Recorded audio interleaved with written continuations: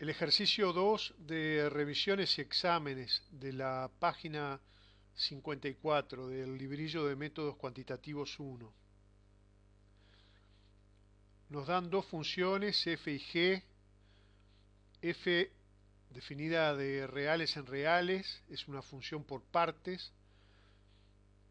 F de x es igual a e elevado a la x para todos los x menores que 2 y vale menos x más 3 si los x son mayores o iguales que 2. Y en el caso de la función g, el dominio son los reales positivos, va de reales y positivos a reales y g de x es igual a menos 1 más logaritmo de x. Y el primer punto piden graficar ambas funciones y después analizar si son invertibles, justificando. En el tercer punto piden hallar la inversa y graficarla cuando corresponda. Vamos a ver que solo se va a poder hallar la inversa en el caso de que la función que estemos estudiando sea biyectiva. El primer punto, graficar ambas funciones. En el caso de f, como dije, es una función por partes, así que tenemos que considerar del dominio de la función los x menores que 2 por un lado y después los x mayores o iguales que 2. Para los x menores que 2, f está definida como e a la x, una exponencial. Y ya se había visto el gráfico, que es común para toda función exponencial de la forma e a la u, y es lo que aparece aquí en el gráfico. Ahora, como estamos considerando los x menores que 2, entonces debemos cortar el gráfico de a la x en x igual 2 y nos va a quedar de esta forma entonces. O sea, lo cortamos aquí en x igual 2.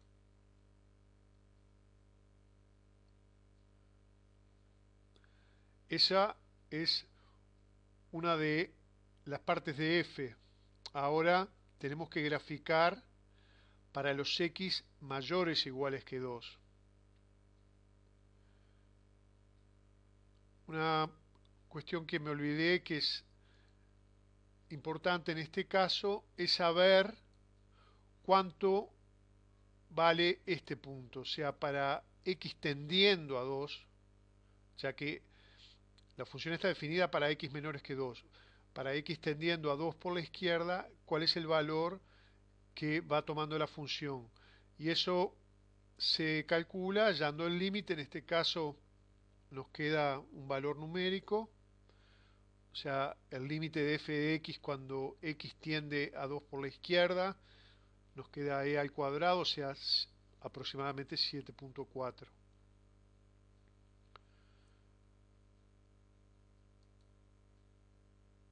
Para x mayores o iguales que 2,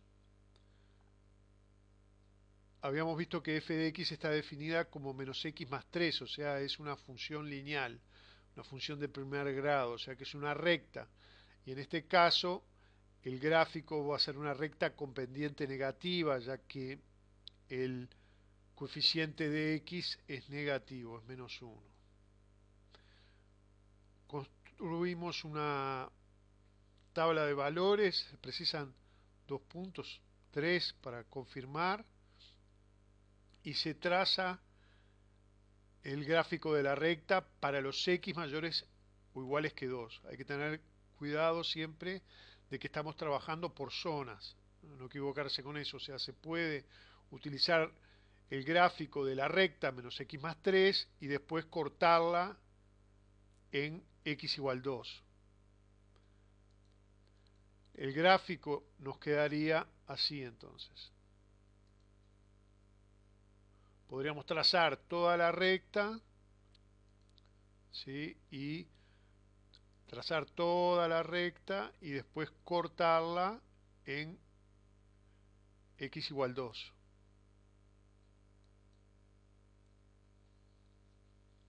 Para x igual 2, aquí sí podemos calcular el valor que toma, y como es menos x más 3, nos queda que vale 1. O sea que para x igual 2, el valor que toma la función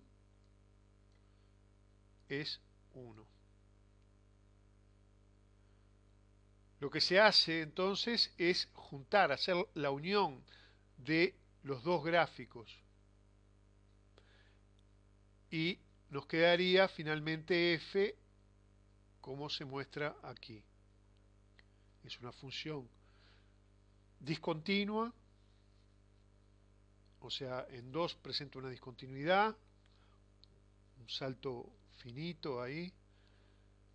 Pero lo que nos interesa es que el gráfico de la función definida por partes queda de esta forma. Y es lo que vamos a utilizar, ese gráfico, para decidir después si es inyectiva, si es sobreyectiva. Pero primero vemos el gráfico de G, que estaba en la parte A también. G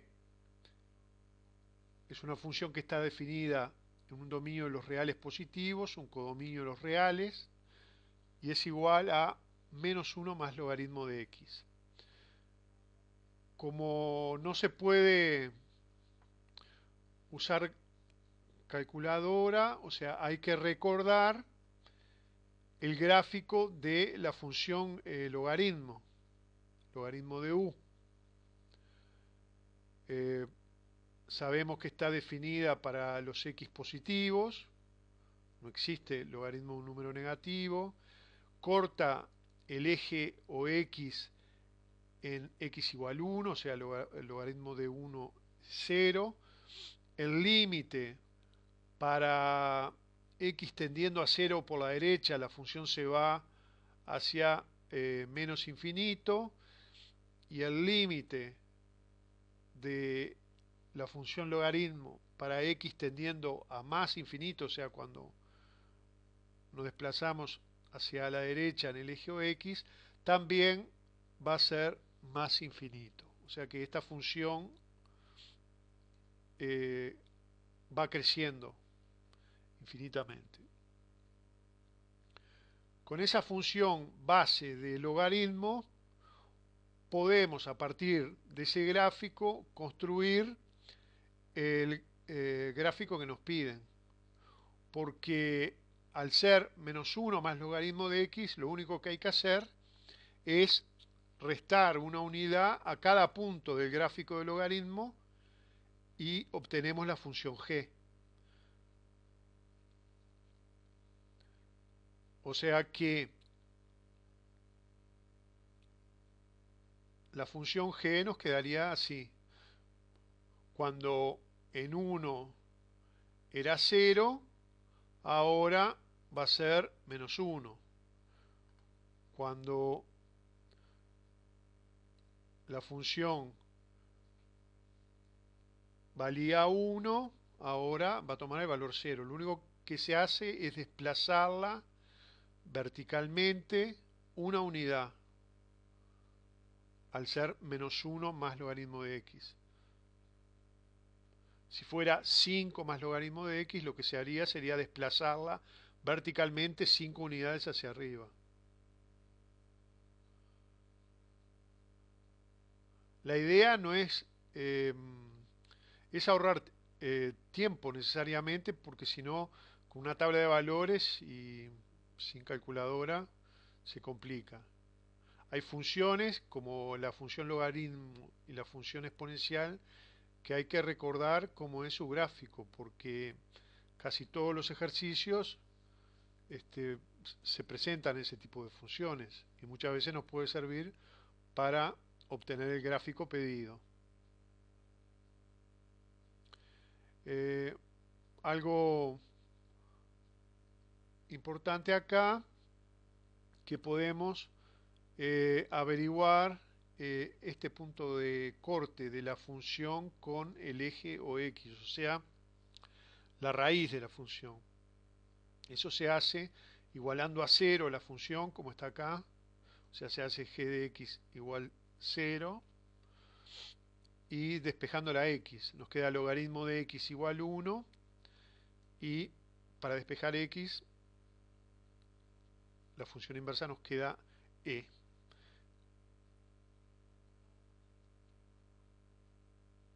O sea que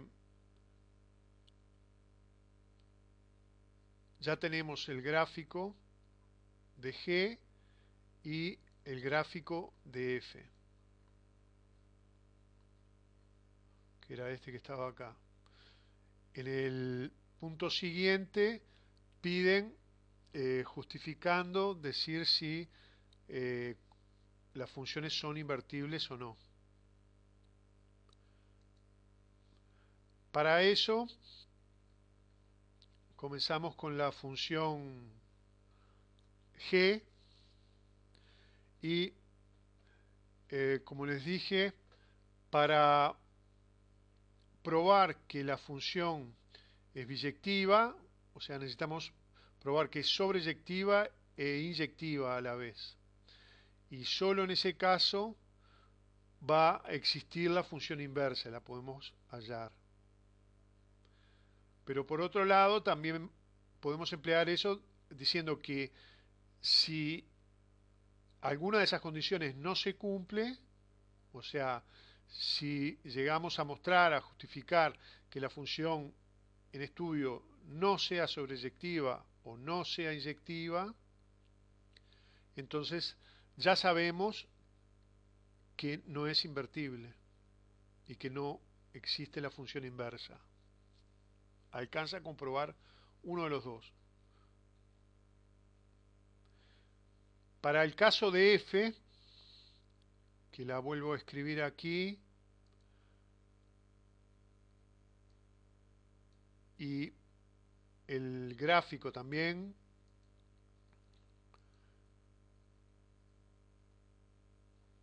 si consideramos rectas imaginarias, horizontales, de la forma i igual alfa,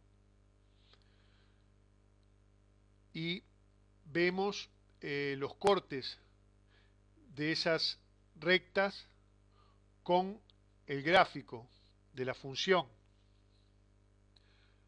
se ve que, por ejemplo, para esta recta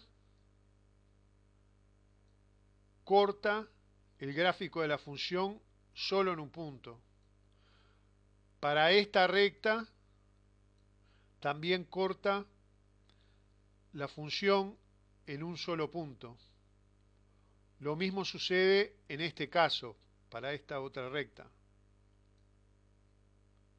No importa los valores de i igual alfa. O sea, lo estamos tratando de justificar gráficamente.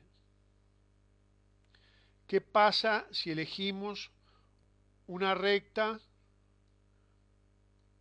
que esté comprendida entre 0 y 1?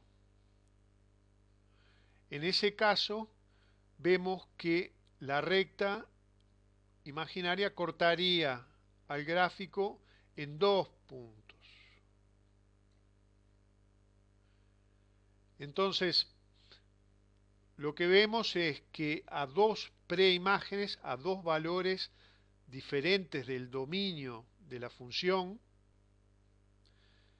le corresponde la misma imagen del codominio. Eso significa que la función no es inyectiva. La condición de ser inyectiva es que siempre que se elijan dos preimágenes diferentes, se corresponden con dos imágenes diferentes también. En este caso, no importa el valor, pero si tomamos esta preimagen, corta el gráfico en este punto, ¿sí? Y esta otra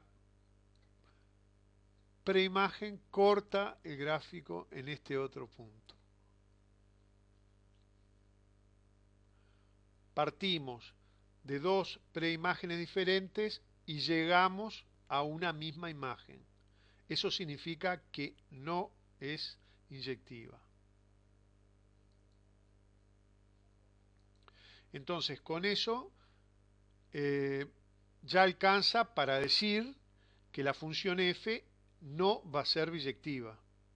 Por lo tanto, la función f no es invertible y no se va a poder hallar la función inversa. Para el caso de la función g,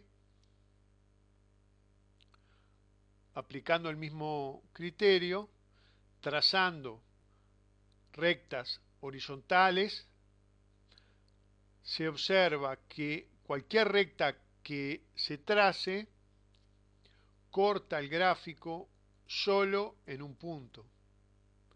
Para esta recta lo corta aquí, para esta recta lo corta aquí y lo mismo en este caso. Cualquiera sea la recta que se elija, va a cortar el gráfico de la función g solamente en un punto. O sea que acá sucede lo contrario al de la función f que vimos recién, o sea, dos preimágenes, cualquiera que se nos ocurra elegir, le corresponde dos imágenes del codominio diferentes, como está acá ejemplificado para estas dos flechas en rojo.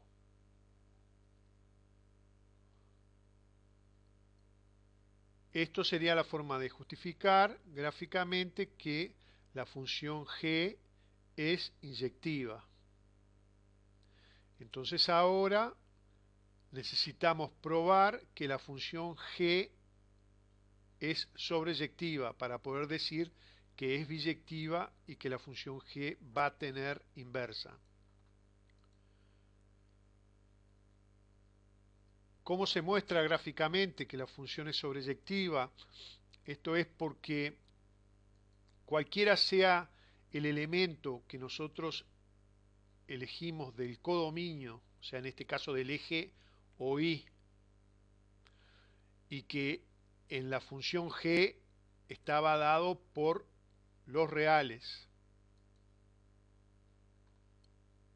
Aquí, la función g, el codominio son el conjunto de los reales. Va de R más en R.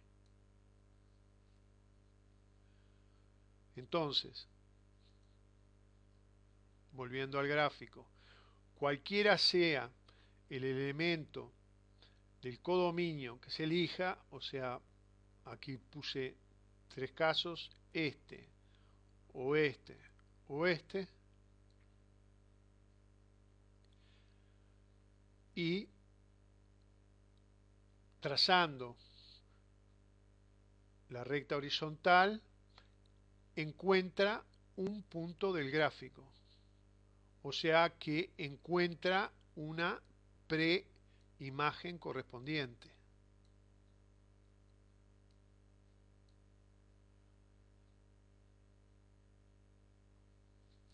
O sea que el recorrido de la función coincide con el codominio.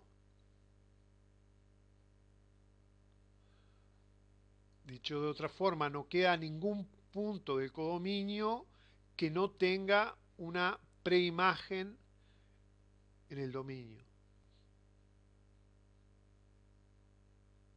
Cualquiera sea el punto de partida, dijo este, por ejemplo, trazo una recta horizontal hasta encontrar el gráfico, y eso me permite también subir y encontrar en el eje OX una preimagen.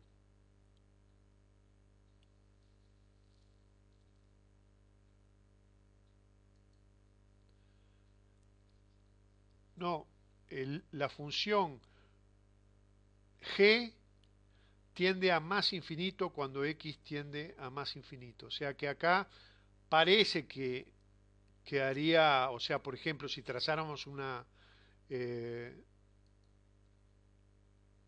recta aquí, parece que no encontráramos un punto en el gráfico, pero esto es simplemente porque vamos hasta x igual 9.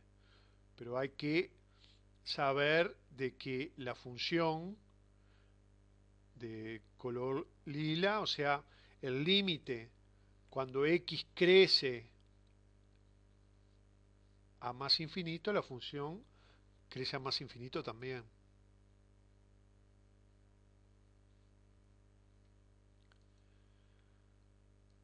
Bueno, después que se prueba gráficamente que G es inyectiva y sobreyectiva, entonces se dice que podemos afirmar que la función es biyectiva. Por lo tanto, tiene función inversa.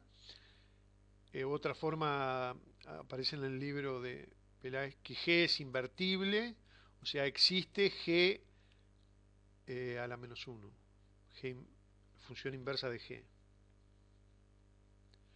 Solo en este caso de la función G vamos a poder pasar al punto C y al punto D, entonces, que pedían hallar la inversa cuando corresponda y graficar la inversa cuando corresponda. ¿Cómo se hace eso? Bueno, planteamos que siendo G de X igual a menos 1 más logaritmo de X, lo podemos escribir como y igual menos 1 más logaritmo de X, y se trata de despejar X en función de Y. En este caso es sencillo, pasando el menos 1 al otro lado sumando, nos queda que el logaritmo de X es igual a Y más 1, y despejando la X nos queda que X es igual a E elevado a la I más 1.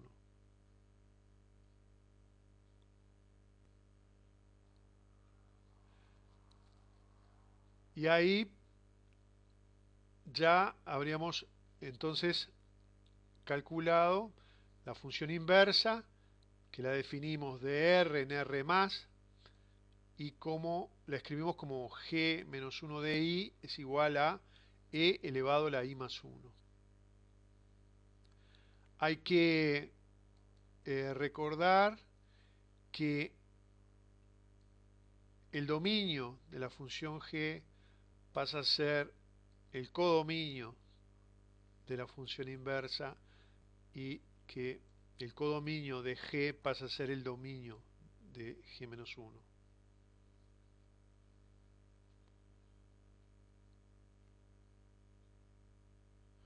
Para representarla, para graficarla, simplemente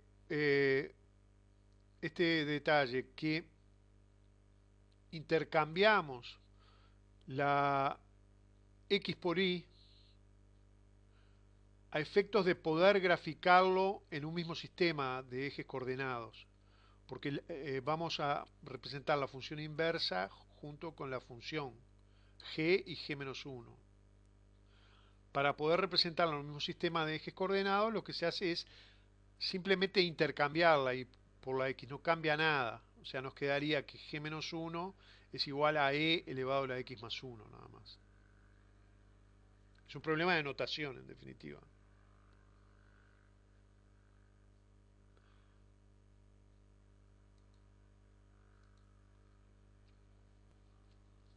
Al graficar, volvemos a tener una función exponencial y nos queda como está aquí.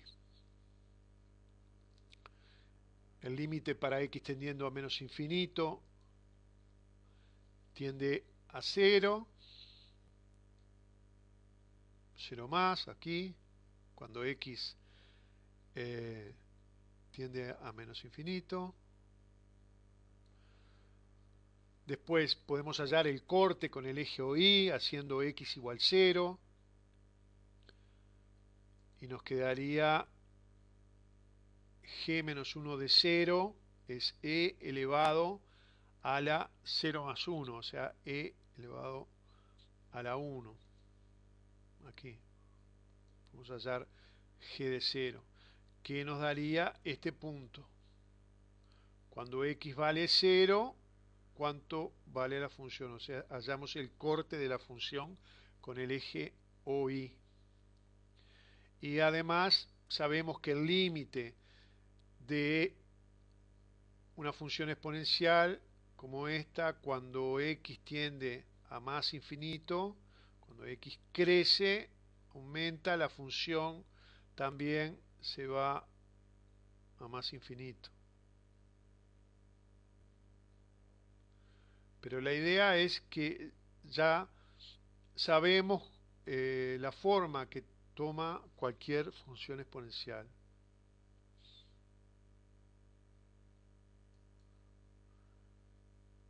Bueno, lo que faltaría entonces es representar, como les dije, g y g menos 1 en un mismo gráfico. Ya teníamos la función g que está en color lila y ahora agregamos la función g menos 1. ¿Para qué se hace esto? Porque siempre que se tenga función f y función inversa, si la representamos correctamente y trazamos una recta y igual x, que es esta que está aquí, a 45 grados, es una línea de construcción nada más. En el caso de f y f menos 1, de g y g menos 1, actúa como si fuera un espejo, o sea, actúa como un eje de simetría. Entonces, si se hicieron bien el cálculo, el hallar g menos 1, eso se tiene que ver reflejado en el gráfico. No al revés, no se construye el gráfico y de ahí se deduce la función inversa, sino primero se halla la función inversa, se grafica y al plantear en un mismo gráfico las dos funciones y trazar la recta y igual x a 45 grados, se tiene que observar esa simetría. O sea que este punto tiene que aparecer aquí. Si en algún gráfico se corta la función igual x, se tiene que cortar para las dos en el mismo punto.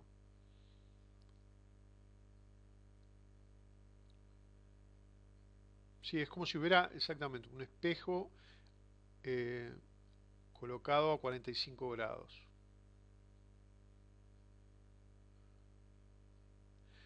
Gráficamente se podría hallar, o sea, si nosotros trazamos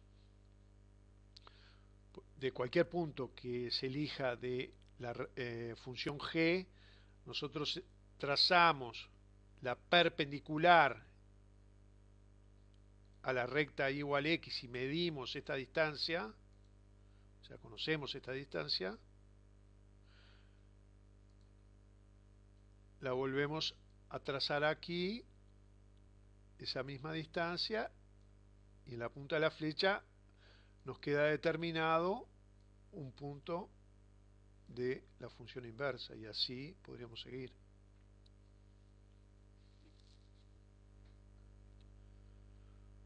Bueno, así que entonces, en definitiva, solo la función g era biyectiva y se podía hallar su función inversa. Con esto terminamos entonces.